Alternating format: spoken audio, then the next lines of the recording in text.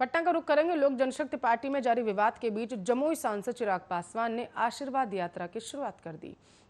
दिवंगत पिता रामविलास पासवान की जयंती से शुरू हुई इस यात्रा के तहत वे बिहार के सभी जिलों का दौरा कर रहे हैं। इस क्रम में शुक्रवार को वह बिहार के खगड़िया जिले के शहर बन्नी पहुंचे थे, जहां उन्होंने अपनी बड़ी मां राजकुमारी देवी से मुलाकात की। बड़ी मां से आश्रय रामविलास पासवान की पहली पत्नी से है, जो शहर बन्नी में ही रहती हैं। राजकुमारी देवी ने बड़े गर्मजोशी से चिराग का स्वागत किया। उन्होंने बेटे को तिलक लगाया, पगड़ी पहनाई और आशीर्वाद दिया। इधर पिता के निधन के बाद पहली बार पैतृक आवास पहुंचे जमुई सांसद भावुक हो गए और बड़ी मां के गले लगकर रोने लगे।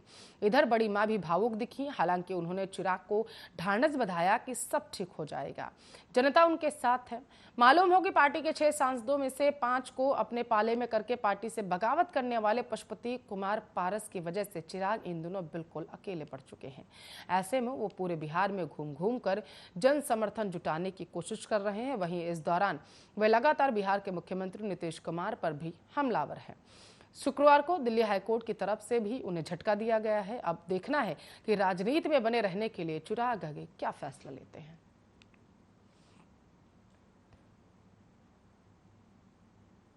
आगे बढ़ेंगे, सिवान का रुख करेंगे। बिहार के सिवान संसदीय क्षेत्र से सांसद रह चुके आरजेडी के दिवंगत नेता मोहम्मद शहाबुद्दीन के निधन को काफी समय गुजर चुका है, लेकिन अब भी विभिन्न पार्टी के नेताओं का उनके परिजनों से मिलने का दौर लगातार जारी।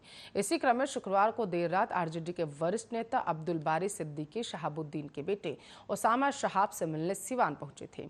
बिहार सरकार में मंत्री रह चुके सिद्दीकी ने बंद कमरे में ओसामा से घंटों बातचीत की। अब दोनों के मुलाकात के बाद कयासों के बाजार गर्म है।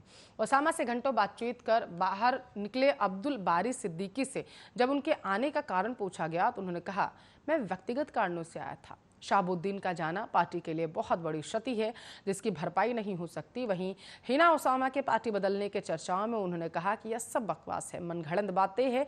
कभी ओसामा ने क्या कहा क्या है, वो पार्टी बदलने वाले हैं।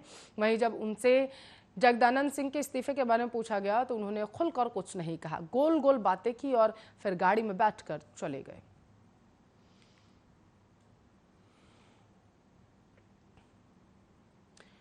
तो सिवान के बाद राजनीतिक शहर बेतिया का रुख करेंगे। बिहार के पश्चिमी चंपारण जिले में शुक्रवार को तालाब में डूबने से 2 सगे भाइयों की मौत हो चुकी है। घटना जिले के बेतिया अनुमंडल क्षेत्र की बताई जा रही है। बताया जाता है कि उत्तरवारी इलाका निवासी फल बेचने का काम करते थे।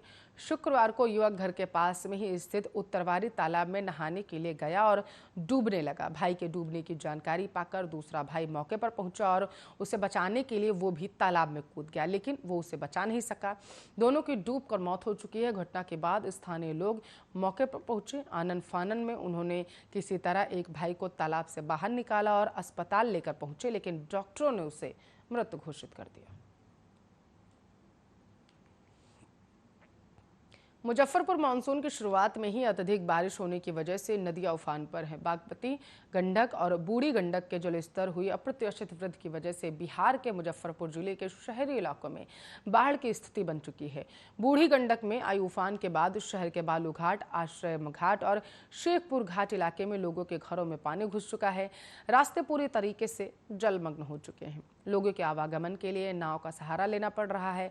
बिना नाव के घर के बाहर निकलना नामुमकिन हो गया। नाव पर चढ़कर महिलाएं घर का राशन से लेकर हर जरूरी सामान खरीद रही हैं। इस संबंध में स्थानीय महिला राजेश्वरी देवी ने बताया है कि नाव के इंतजार में लोगों को घंटों सड़क पर रहना पड़ता है। जब नाव वापस आती है तब फिर लोग अपने घर की ओर जाते हैं। इधर बाढ़ की वजह से कोरोना वैक्सीनेशन के अभियान पर ब्रेक न लगे, इस वजह से स्वास्थ्य विभाग की ओर से जिले के बाढ़ग्रस्त सुदूर इलाकों में नाव पर क्लिनिक बनाकर लोगों के बीच वैक्सीनेशन कार्यक्रम चलाया गया। नाव पर सवार होकर स्वास्थ्यकर्मी लोगों के बीच जा रहे हैं और उन्हें टीका लगा रहे हैं। जिले के औराई, कटरा, गायघाट और अन्य बाढ़ प्रभावित इलाकों में यह कार्यक्रम चलाया जा रहा है। इस संबंध में बिहार स्वास्थ्य समिति के क्षेत्रीय पदाधिकारी RCS वर्मा ने कहा है कि बाढ़ग्रस्त इलाकों में आवागमन की सुविधा खत्म हो जाने की वजह से टीकाकरण का कार्य प्रभावित हो गया। इस वजह से इस कार्यक्रम की शुरुआत की गई थी ताकि टीकाकरण अभियान को फिर से रफ्तार दी जा सके।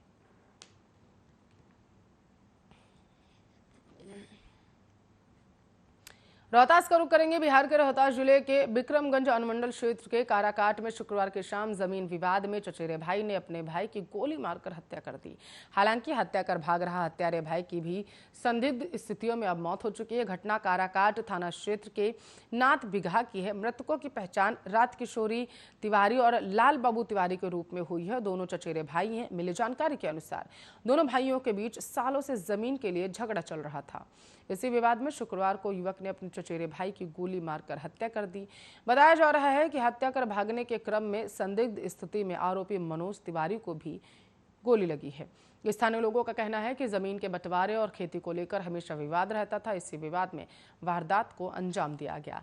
घटना की सूचना पाकर मौके पर पहुंची पुलिस ने दोनों शवों को पोस्टमार्टम के लिए सासाराम सदर अस्पताल भेज दिया। वारदात के बाद इलाके में सनसनी फैल गई है। परिवार में कोहराम मचा।